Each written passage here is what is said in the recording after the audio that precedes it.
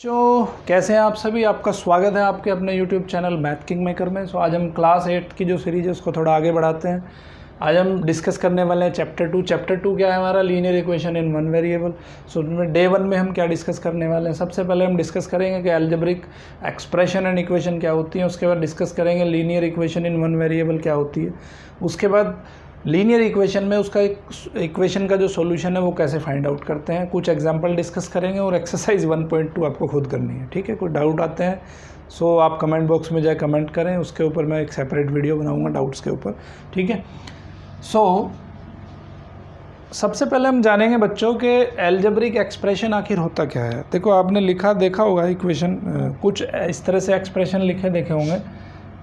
3x + 5 है ना, और 3x² + 5x + 9 ठीक है इज इक्वल टू 0। इस तरह के कुछ एक्सप्रेशन आपने देखे होंगे। सो इन सबको क्या कहते हैं? इन सबको कहते हैं हम अलजेब्रिक एक्सप्रेशन। ठीक है, अलजेब्रिक एक्सप्रेशन कहते हैं। तो ये हमारा जो पहले वाला है इसको क्या कहेंगे हम? इसको कहेंगे अलजेब्रिक एक्सप्रेशन। ठीक है, अलजेब्रिक एक्सप्रेशन इसको कहेंगे हम अलजेब्रिक एक्सप्रेशन। अगर कहीं पे इक्वल टू का सिंबल कहीं पे यूज़ हो रहा है, देखो इसमें इक्वल टू का सिंबल कहीं यूज़ नहीं हो रहा है, इसमें इक्वल टू का सिंबल यूज़ हो रहा है, तो इसको कहेंगे हम अलजेब्रिक इक्वेशन। ठीक है, समझ गए बात?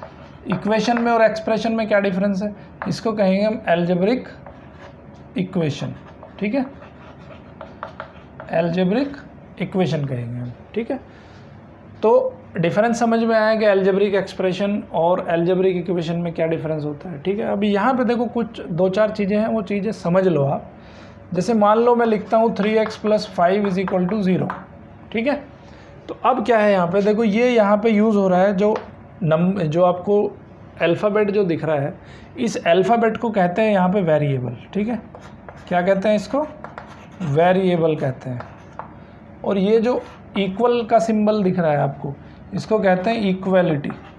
ठीक है, और मैंने आपको बताया कि जहाँ पे इक्वलिटी यूज़ होती है तो इस पूरे एक्सप्रेशन को हम क्या कहेंगे? इस पूरे एक्सप्रेशन को हम कहेंगे इक्वेशन। ठीक है, इसको कहते हैं हम इक्वेशन। तो पूरा एक्सप्रेशन जो है ये this is known as the equation. और ये 3 क्या होगा? 3 होगा कोफिशिएंट ऑफ x।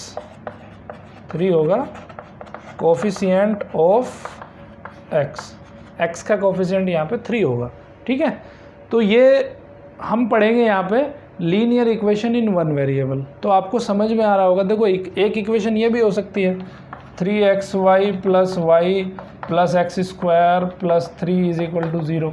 तो ये भी एक इक्वेशन है ना। इसमें कितने वेरिएबल हैं आपको समझ आ रहा होगा। एक वेरिएबल यहाँ पे x है और दूसरा वेरिएबल यहाँ पे y है। तो how many number of variables are there? There are 2 variables are there. ठीक है, 2 वेरिएबल्स हैं यहाँ पे। तो ये इक्वेशन विद 2 वेरिएबल है और ये इक्वेशन विद 1 वेरिएबल है। अब दूसरी चीज़ क्या समझनी है आपको? समझनी है linear equation in one variable. तो लीनियर इक्वेशन क्या होती है? लीनियर इक्वेशन का मतलब है कि जो वेरिएबल जो दिया हुआ है, वेरिएबल की जो पावर होगी that power will be maximum 1। उसकी जो पावर हो सकती है वो 1 हो सकती है, 1 से ज़्यादा नहीं हो सकती है। तो बच्चों मुझे बताओ, अगर ये लिखा है मैंने कि 3x + 5 = 0, तो क्या ये लीनियर इक्वेशन है?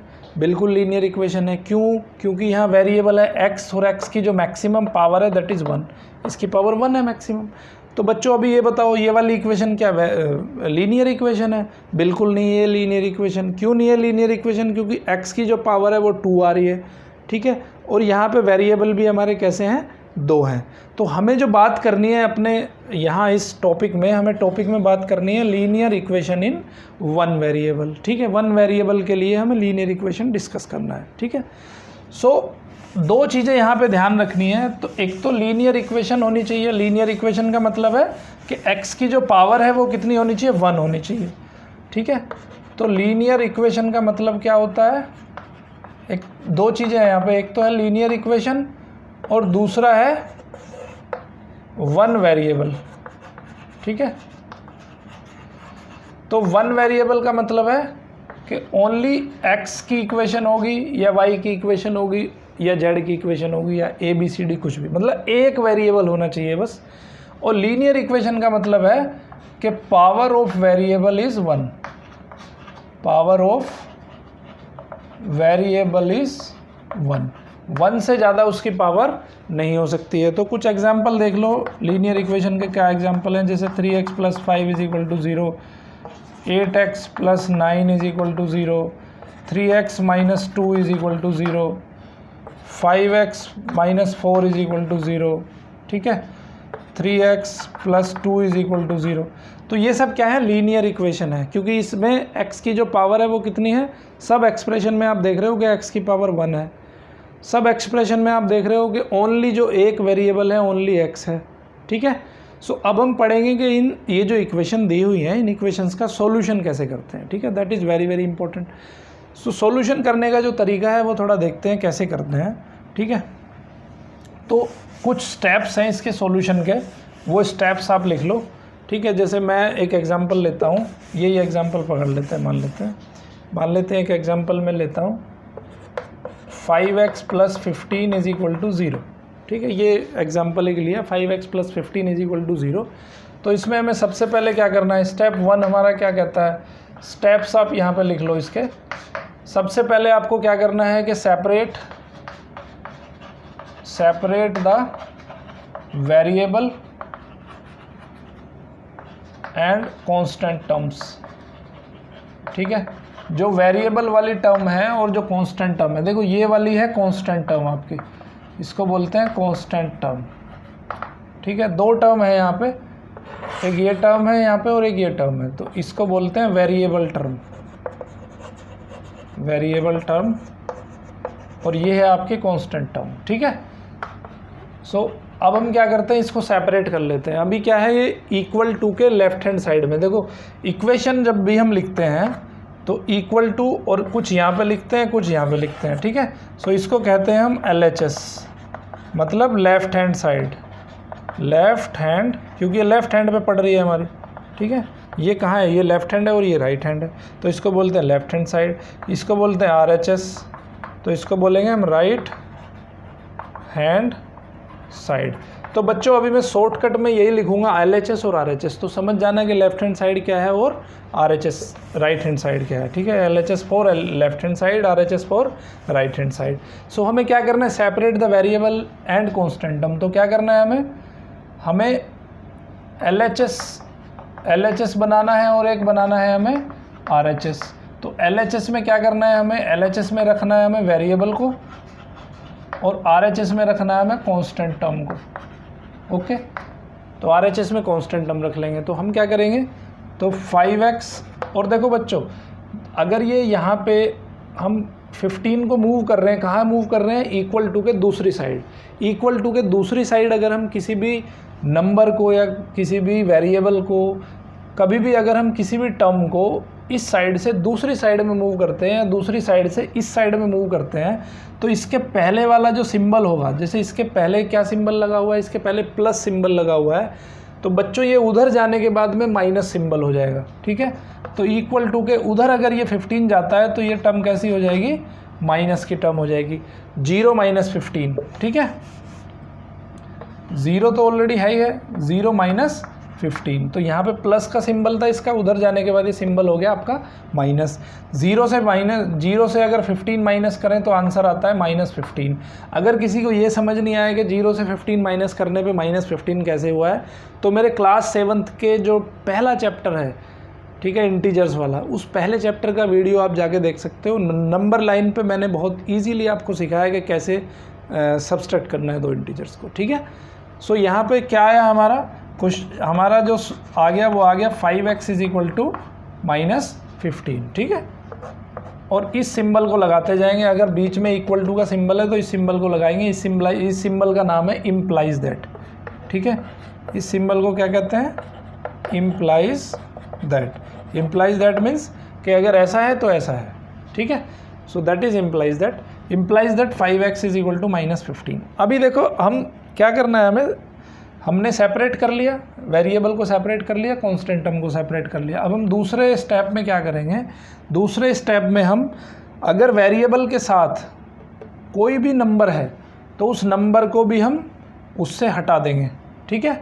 तो यहाँ पे ये नंबर मल्टीप्लिकेशन में आपको देखो रूल याद रखने पड़ेंगे कि अगर कोई भी टर्म यहाँ से उधर जाती है तो प्लस है तो माइनस हो जाएगी, माइनस है तो प्लस हो जाएगी, ठीक है। अब ये 5 यहाँ पे वेरिएबल के साथ मल्टीप्लाई में है, तो अब ये 5 अगर उधर जाएगा इक्वल टू के उधर जाएगा तो ये 5 इसके साथ मल्टीप्लाई में है, उधर जाके डिवाइड में आ जाएगा ये, ठीक है। तो 5 यहाँ से डिवाइड हो जाता है, जब 5 यहाँ से डिवाइड हो जाता है 5 से 15 डिवाइड करेंगे तो कितना आएगा -3। ये भी मैंने 7th क्लास में बताया है कि एक प्लस का नंबर है और एक माइनस नंबर है, अगर दोनों को डिवाइड करते हैं तो आंसर माइनस आता है, ठीक है। तो ये अगर प्लस माइनस का खेल अगर आपको समझ नहीं आ रहा है तो क्लास 7th वाले मेरे लेक्चर जाके देखो, डे 1 डे 2 डे 3 सारे लेक्चर अवेलेबल हैं, वहाँ से आपको इजीली समझ में आ जाएगा। तो बच्चों x की वैल्यू क्या आ गई, यहाँ पे x की वैल्यू आ गई यहाँ पे -3। तो ऐसे हम जो है सोल्व करते हैं, ठीक है। तो दूसरे स्टेप में क्या करना है कि सेपरेट या कह सकते हैं कि take the constant with variable to other side, ठीक है। जो कांस्टेंट वेरिएबल के साथ लिखा है उसको हम ले जाते हैं अदर साइड, और अदर साइड में जाने पे उसका जो प्लस मल्टीप्लिकेशन में तो डिवाइड में हो जाएगा और डिवाइड में है तो मल्टीप्लिकेशन में हो जाएगा, ठीक है। अभी एक और एग्जांपल देख लेते हैं हम, आई होप कि ये समझ आ गया होगा। एक एग्जांपल और देखते हैं,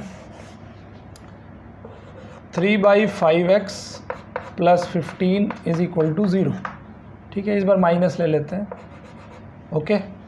अभी देखो सबसे पहला काम करना है हमें, separate the variable and constant term. ये हमारी वेरिएबल टर्म है और ये हमारी कांस्टेंट टर्म है, तो हम सेपरेट कर लेते हैं। तो इस टर्म को हम उधर लेके चले जाते हैं। तो 3/5x, अब ये माइनस है तो उधर जाके हो जाएगा प्लस, ठीक है। यहाँ पे इम्प्लाइज दैट लगा देते हैं। अब हम क्या करेंगे, अभी मैंने बताया कि दूसरे में हमें क्या करना है, take the constant with variable to other side. अब ये वेरिएबल है, यहाँ पे कांस्टेंट है इसके साथ 3/5। अब देखो 3x के साथ मल्टीप्लाई में है तो यहाँ पे डिवाइड हो जाएगा, और यहाँ पे मल्टीप्लाई डिवाइड में है तो वहाँ पे जाके मल्टीप्लाई हो जाएगा। तो x = 15, 15 के साथ 5 आ जाएगा मल्टीप्लाई में और 3 आ जाएगा यहाँ पे डिवाइड में। तो 3 से 15 को कट करेंगे तो 3 5 या 15, 5 और 5 मल्टीप्लाई होगा तो आंसर आएगा 25। तो x की क्या वैल्यू आ गई, x की वैल्यू आ गई 25, ठीक है बच्चों। तो ये एक इक्वेशन दी थी आपको, और उस इक्वेशन का सॉल्यूशन क्या है, ये सॉल्यूशन होता है इक्वेशन का, ठीक है। तो सॉल्यूशन का मतलब क्या है कि अगर x की ये वैल्यू आप इस इक्वेशन में रख देते हो तो उसकी जो लेफ्ट हैंड साइड है वो राइट हैंड साइड के इक्वल हो जाती है, ठीक है। अब उसको भी देख लेते हैं कि कैसे, ये स्टेप्स लिख लो, ठीक है, लिख लिया, ओके। उसके बाद मैं आपको दिखाता हूँ कि आपको आंसर भी अपना चेक कर सकते हो खुद कि आपका जो आंसर आया है वो सही है कि गलत है। तो हम क्या करते हैं, हम इक्वेशन लिखेंगे सबसे पहले 3/5x - 15, ठीक है। उसका LHS लिखेंगे हम लेफ्ट हैंड साइड, और उस लेफ्ट हैंड साइड में ये वैल्यू पुट करके देखेंगे। तो 3/5 x की वैल्यू कितनी है बच्चों, 25 है, -15 है। तो 5 से 25 डिवाइड किया तो कितना आया, 5 आया। तो 3 5 जा 15, 15 - 15 कितना आया, 0। अब देखो ये 0 आपका RHS है, तो अगर LHS और RHS इक्वल आ जाते हैं x की वैल्यू रखने पे, तो हम कह सकते हैं कि हमारा जो ये सॉल्यूशन है वो बिल्कुल सही है। तो अपने आंसर भी आप खुद ही चेक कर सकते हो कि आपका जो क्वेश्चन है वो सही है कि नहीं है, ठीक है, ओके। अभी थोड़ा सा और टिपिकल सा एक क्वेश्चन ले लेते हैं हम, टिपिकल सा क्वेश्चन ले लेते हैं एक हल्का सा, तो आपको और अच्छे समझ में आ जाएगा। मान लेते हैं कि 3/x - 6 = 0, ठीक है। 3/x - 6 = 0। तो अब हम क्या करेंगे, देखो फर्स्ट स्टेप हमारा क्या है कि उसको सेपरेट कर देंगे और इधर इम्प्लाइज दैट लिखेंगे 3/6। अब ये 6 उधर जाएगा तो ये कैसा हो जाएगा, ये प्लस हो जाएगा, तो उधर हो जाएगा 6 प्लस हो जाएगा, 0 + 6 हो जाएगा आपका। देखो क्लास 8th में हो तो ये छोटी छोटी चीज़ें ना भी लिखूँ तो उसको समझ जाना। 0 + 6 क्या हो जाएगा, 6 हो जाएगा। तो 3/x हो जाएगा हमारा 6 हो जाएगा, ठीक है। अब हमें क्या करना है अब हमें x को एक तरफ रखना है और जो नंबर है उनको एक तरफ लेके आना है। तो हम क्या करते हैं, देखो x यहाँ पे डिनोमिनेटर में है तो उसको क्या करेंगे, हम उधर ले जाएंगे और 6 को इधर ले जाएंगे। तो x इधर डिनोमिनेटर में है तो उधर जाके न्यूमरेटर में हो जाएगा, और ये 6 न्यूमरेटर में है तो इधर आके डिनोमिनेटर में हो जाएगा। तो हम क्या लिखेंगे, 3/6, 6 को इधर ले आओ और x उधर पहुँच जाएगा। ठीक है, 3 से 6 को डिवाइड करेंगे 2 आएगा, 1/2 आ जाएगा। तो यहाँ पे 1/2 आ गई, किसकी वैल्यू, x की वैल्यू। तो x की वैल्यू कितनी आ गई बच्चों, 1/2 आ गई। अब हम इसको चेक करेंगे कि x की वैल्यू हमारी जो 1/2 आई है वो सही है कि गलत है। तो सिंपल कंसेप्ट है, पहले इक्वेशन का LHS लिखो, LHS में x की वैल्यू रख दो, तो 3/x - 6। अब x की वैल्यू रख दो 3/x की वैल्यू है 1/2, ठीक है, -6। अब देखो अगर a/b/c/d है तो ये d ऊपर चला जाता है, b का नीचे मल्टीप्लाई हो जाता है, तो ये 2 चला जाएगा ऊपर। तो 3 × 2/1 - 6, 3 × 2 कितना होता है, 6/1 - 6, 6/1 कितना होता है, 6, 6 - 6 कितना होता है, 0। 0 किसके इक्वल है, आपके RHS के इक्वल है। तो RHS के इक्वल आ गई बच्चों। तो आपने क्या देखा कि LHS = RHS आ गई। तो अगर LHS = RHS आ जाती है तो इट इज़ ऑब्वियस दैट आपका जो आंसर आया वो आंसर आपका बिल्कुल सही है। ठीक है, तो आपके मैंने कुछ एग्जांपल्स करवा दिए। अभी आप कुछ क्वेश्चंस भी लिख सकते हो। ठीक है, क्वेश्चन लिखो फटाफट। 5 क्वेश्चंस मैं लिखवाता हूँ। तो आपको क्या करना है, इक्वेशन सोल्व करनी है और सोल्व करने के बाद उसको चेक करना है आपको आंसर को, क्या आंसर आपका सही है क्या आंसर आपका गलत है। ठीक है, तो फटाफट करके 5 क्वेश्चंस लिखो और एक्सरसाइज 1.1 आपको खुद करनी है। कुछ डाउट आता है तो पूछ लेना। क्वेश्चन लिखो, सोल्व द फॉलोइंग इक्वेशन। यहाँ पे मैं इक्वेशन दे रहा हूँ, ये आपको सोल्व करनी है। ठीक है, पहला इक्वेशन है 3x - 5 = 4। ठीक है, उधर भी नंबर हो सकता है, 6x - 18 = 30।